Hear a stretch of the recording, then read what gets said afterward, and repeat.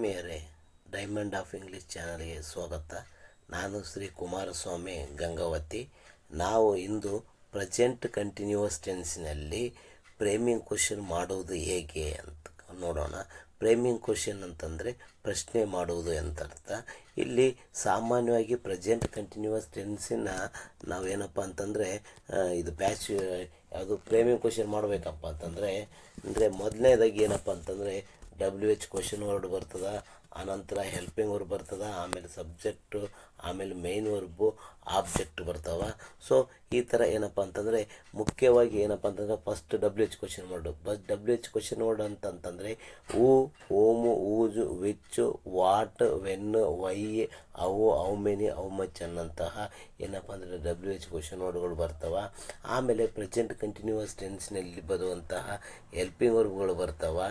So ಅದಾದ ನಂತರ main verb, object ಬರ್ತೈತಿ. ಒಂದು ಉದಾಹರಣೆ ನೋಡೋಣ. ಸೊ ಇಲ್ಲಿ you are reading English.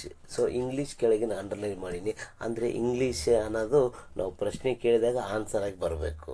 So ಇಲ್ಲಿ ಇದರ ಕನ್ನಡ ಅರ್ಥ ನೋಡಿದಾಗ ಯು ಆರ್ ರೀಡಿಂಗ್ ಇಂಗ್ಲೀಷ್ ಅಂತಂದಾಗ ನೀವು ಇಂಗ್ಲೀಷನ್ನು ಓದುತ್ತಾ ಇದ್ದೀರಿ. ಸೊ ನಾವೇನಪ್ಪ ಅಂತಂದರೆ ಇದರ ಫ್ರೇಮ್ ಕ್ವಶನ್ ಮಾಡಿದಾಗ ಸೊ ಮಾಡಬೇಕಪ್ಪ ಅಂತಂದರೆ ಮೊದಲು WH ಕ್ವಶನ್ ನೋಡಿ ಬರ್ತದೆ, ಆಮೇಲೆ ಹೆಲ್ಪಿಂಗ್ ವರ್ಬು, ಆಮೇಲೆ ಸಬ್ಜೆಕ್ಟು, ಆಮೇಲೆ ಮೇಯ್ನ್ ವರ್ಬು, ಆಮೇಲೆ ಕ್ವಶನ್ ಮಾರ್ಕ್ ಬರ್ತೈತಿ. ಸೊ ಇಲ್ಲಿ ಉದಾಹರಣೆ ನೋಡೋಣ. ಇಲ್ಲಿ ನೋಡ್ರಿ, ಫಸ್ಟಿಗೆ ಏನು ಬಂದೈತಿ ಏನಪ್ಪ ಅಂತಂದರೆ WH ಕ್ವಶನ್ ವರ್ಡ್ ಬಂದೈತಿ. ಮೊದಲಿಗೆ WH ಕ್ವಶನ್ ವರ್ಡ್ ಬಂದೈತಿ, ಆಮೇಲೆ ಹೆಲ್ಪಿಂಗ್ ವರ್ಬು, ಆಮೇಲೆ ತದನಂತರ ಏನಪ್ಪ ಅಂತಂದರೆ ಸಬ್ಜೆಕ್ಟು, ಆಮೇಲೆ ಮೇಯ್ನ್ ವರ್ಬು. ಇಲ್ಲಿ ನೋಡ್ರಿ, ಮತ್ತೊಮ್ಮೆ ನೋಡಮ್ಮ. ಫಸ್ಟ್ WH ಕ್ವಶನ್ ವರ್ಡ್ ಬರೀಬೇಕು, ಆಮೇಲೆ ಆ ಸಬ್ಜೆಕ್ಟಿಗೆ ತಕ್ಕ ಹೆಲ್ಪಿಂಗ್ ವರ್ಬ್ ಬರೀಬೇಕು, ಆಮೇಲೆ ಆ ವಾಕ್ಯದಲ್ಲಿ ಕೊಟ್ಟಂತಹ ಮೇನ್ ವರ್ಬನ್ನು ಬರೀಬೇಕು. ಸೊ ಇಷ್ಟು ಬರೆದ್ರೆ ಏನಾಗ್ತದಪ್ಪ ಅಂತಂದರೆ ಕರೆಕ್ಟ್ ಆಗ್ತತಿ. ಇಲ್ಲಿ ನೋಡ್ರಿ, ಒಂದು ಉದಾಹರಣೆ, ವಾಟ್ ಅಂದರೆ ಏನು ಅನ್ನೋದು ಏನಪ್ಪ ಅಂತಂದರೆ ಇಂಗ್ಲೀಷ್ ಏನನ್ನು ಕರಿತೀವಿ, ಇಂಗ್ಲೀಷನ್ನು ಕರಿತೀವಿ. ಒಂದು ವಿಚಾರವನ್ನು ಕೇಳುವಾಗ ವಾಟ್ ಬಳಸ್ತೀವಿ. ಅದಾದ ನಂತರ ಆ ವಾಕ್ಯದಲ್ಲಿ ಕೊಟ್ಟಂತಹ ಹೆಲ್ಪಿಂಗ್ ವರ್ಬು, ಆಮೇಲೆ you, next reading. So what are you reading. So ಇಲ್ಲಿ ನೋಡ್ರಿ ಏನಪ್ಪ ಅಂತಂದರೆ ಇಲ್ಲಿ ಇದು ಯಾವುದಪ್ಪ ಅಂತಂದರೆ ಇದನ್ನು ಕ್ವಶನ್ ಮಾಡೋದು ಗೊತ್ತಾಯಿತು. ಸೊ ಇದರ ಅರ್ಥ ನೋಡಿದಾಗ ನೀವು ಏನನ್ನು ಓದುತ್ತಿದ್ದೀರಾ ಅಂತ ಕನ್ನಡ ಮೀನಿಂಗ್ ಕೊಡ್ತೈತಿ. ಸೊ ಹೌದಾ. ಸೊ ನೆಕ್ಸ್ಟ್ ಅದಾದ ನಂತರ ಏನಪ್ಪ ಅಂತಂದರೆ ನೆಕ್ಸ್ಟ್ ಇನ್ನೊಂದು ಎಕ್ಸಾಂಪಲ್ ನೋಡಮ್ಮ. ಏನಪ್ಪ ಅಂದರೆ is trying to speak English. To speak in English ಅನ್ನೋದು ನಮಗೆ ಏನಾಗಿರಬೇಕು, ಕ್ವಶನ್ ಆಗಿ ಬರಬೇಕು. ಸೊ ಮೊದಲು ಕನ್ನಡ ಅರ್ಥ ನೋಡಮ್ಮ. ಅವನು ಇಂಗ್ಲೀಷಿನಲ್ಲಿ ಮಾತನಾಡಲು ಪ್ರಯತ್ನಿಸುತ್ತಿದ್ದಾನೆ ಅಂತ ಅರ್ಥವನ್ನು ಕೊಡ್ತೈತಿ. ಸೊ ನಾವು ಪ್ರಶ್ನೆ ಮಾಡೋತ್ನಾಗ ಟು ಸ್ಪೀಕ್ ಇನ್ ಇಂಗ್ಲೀಷ್, ಅವನು ಇಂಗ್ಲೀಷ್ನಲ್ಲಿ ಮಾತನಾಡಲು ಪ್ರಯತ್ನಿಸಿದ ಅಂದರೆ ಯಾತಕ್ಕಾಗಿ ಪ್ರಯತ್ನಿಸುತ್ತಿದ್ದಾನೆ ಅಥವಾ ಏಕೆ ಪ್ರಯತ್ನಿಸುತ್ತಿದ್ದಾನೆ ಅನ್ನೋಂಥ ಪ್ರಶ್ನೆ ಬರ್ತದೆ. ಸೊ ಇಲ್ಲಿ ಸೇಮ್ ಕ್ವಶನ್ ನೋಡಿದಾಗ ಏನಪ್ಪ ಅಂತಂದರೆ ಮೊದಲು ಏನಪ್ಪ ಅಂತಂದರೆ ವೈ, ಆಮೇಲೆ ಅದ್ರ ತಕ್ಕಂಥ ಹೆಲ್ಪಿಂಗ್ ವರ್ಬ್, ಆ ವಾಕ್ಯದಲ್ಲಿ ಕೊಟ್ಟಂಥ ಹೆಲ್ಪಿಂಗ್ ವರ್ಬ್ ಅಥವಾ ಸಬ್ಜೆಕ್ಟಿಗೆ ತಕ್ಕಂಥ ಹೆಲ್ಪಿಂಗ್ ವರ್ಬ್ ಬರೀಬೇಕು, ಆಮೇಲೆ ಎಷ್ಟಲ್ಲಿ ಕೊಟ್ಟಂಥ ಮೇನ್ ವರ್ಬ್ ಬರೀಬೇಕು.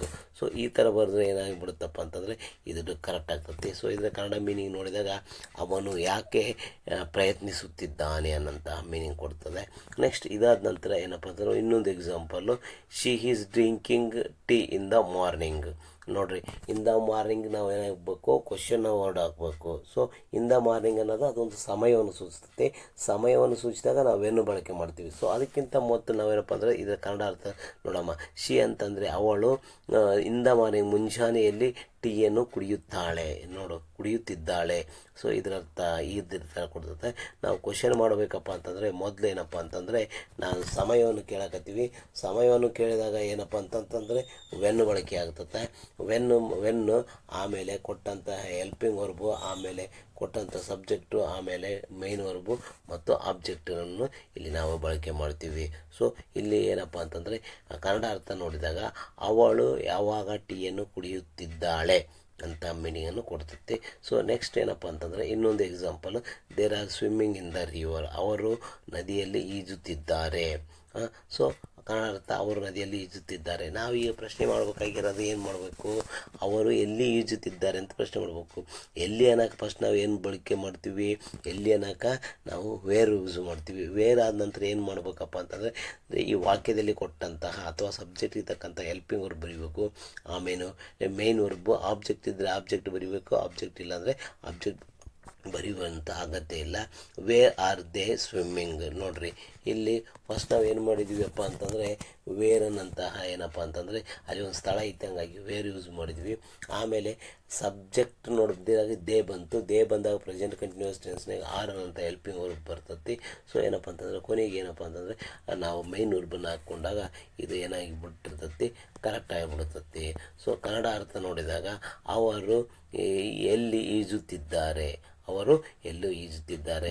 ಸೊ ನೋಡಿರಿ, ಭಾಳ ಸಿಂಪಲ್. ಏನಪ್ಪ ಅಂತಂದರೆ ಫಸ್ಟ್ ನಾವು ಯಾವುದೇ ವಾಕ್ಯವನ್ನು ಏನಪ್ಪ ಅಂದರೆ ಫ್ರೇಮಿಂಗ್ ಕ್ವೆಶ್ಚನ್ ಮಾಡಬೇಕಪ್ಪ ಅಂತಂದರೆ ಅಥವಾ ಪ್ರೆಸೆಂಟ್ ಕಂಟಿನ್ಯೂಸ್ ಟೆನ್ಸ್ನ ಫ್ರೇಮಿಂಗ್ ಕ್ವೆಶ್ಚನ್ ಮಾಡ್ಬೇಕಂದ್ರೆ ಫಸ್ಟ್ ನೀವೇನು ಮಾಡಿರಪ್ಪ ಅಂತಂದರೆ WH ಕ್ವೆಶ್ಚನ್ ವರ್ಡ್ ಯಾವ್ದು ಯೂಸ್ ಆಗ್ತತಿ. WH ಕ್ವೆಶ್ಚನ್ ವರ್ಡ್ ಅಂದರೆ ನಿಮ್ಗೆ ಈಗ ಆಲ್ರೆಡಿ ನಾನು ಹೇಳೀನಿ.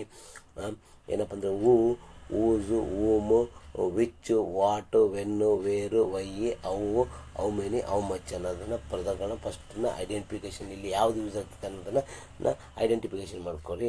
ಅದಾದ ನಂತರ ಏನಪ್ಪ ಅಂತಂದರೆ ಅಲ್ಲಿ ಕೊಟ್ಟಂತಹ ಹೆಲ್ಪಿಂಗ್ ವರ್ಬನ್ನು ಬರೀಬೇಕು. ಸೊ ಅದಾದ ನಂತರ ಹೆಲ್ಪಿಂಗ್ ವರ್ಬ್ ಬರೆದ ನಂತರ ನೆಕ್ಸ್ಟ್ ಮೂರನೇ ಅಂತ ಏನಪ್ಪ ಅಂತಂದರೆ ಆ ಸಬ್ಜೆಕ್ಟ್ ಬರೀಬೇಕು. ಆಮೇಲೆ ಮೇನ್ ವರ್ಬು ಏನಪ್ಪ ಅಂದರೆ ಪ್ರೆಸೆಂಟ್ ಕಂಟಿನ್ಯೂಸ್ ಟೆನ್ಸಲ್ಲಿ ING ಇರ್ತದೆ, ING ಬರೀಬೇಕು. ಸೊ ಕೊನೆಗೆ ಏನಪ್ಪ ಅಂತಂದರೆ ಆ ಮೇನ್ ವರ್ಬ್ ಬರೆದ ನಂತರ ಆಬ್ಜೆಕ್ಟ್ ಇದ್ದರೆ ಆಬ್ಜೆಕ್ಟನ್ನು ಬರೀಬೇಕು. ಸೊ ಏನಪ್ಪ ಅಂತಂದರೆ ಇಲ್ಲಿವರೆಗೂ ಈ ವಿಡಿಯೋವನ್ನು ವೀಕ್ಷಿಸಕ್ಕಾಗಿ ತಮಗೆ ಧನ್ಯವಾದಗಳು.